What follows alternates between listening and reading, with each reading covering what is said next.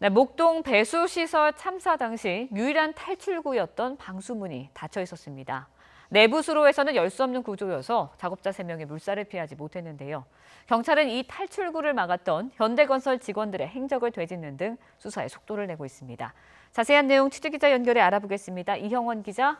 네, 사회부입니다. 네, 탈출구만 열려 있었어도 참사를 막을 수 있었는데요. 왜 막아두었던 겁니까?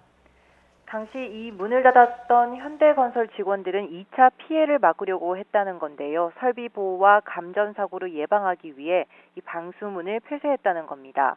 현장 작업자들은 이미 탈출했을 거라고 짐작했다는 진술도 했는데 지상 20m까지 설치된 비상계단으로 물살을 피했을 거라고 생각했다는 겁니다.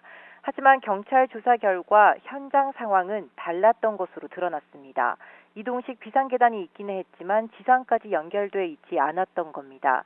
결국 당시 작업자들에게 방수문이 유일한 탈출구였던 셈인데 이 문은 빗물 역류를 막기 위해 내부 수로에서는 열 수 없도록 설계돼 있었습니다.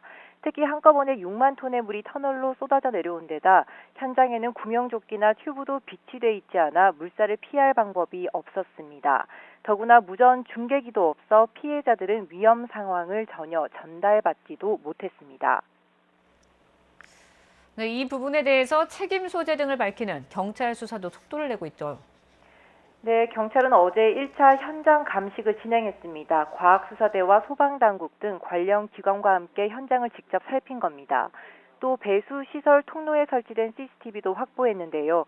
이 영상 분석을 통해 사고 전후 상황을 구체적으로 파악하는 데 주력하고 있습니다.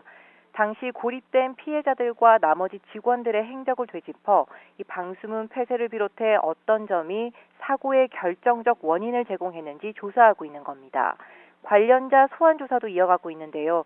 시공사인 현대건설과 운영 주체인 양천구청, 서울시 관계자들을 불러 사고 경위를 확인하고 있습니다.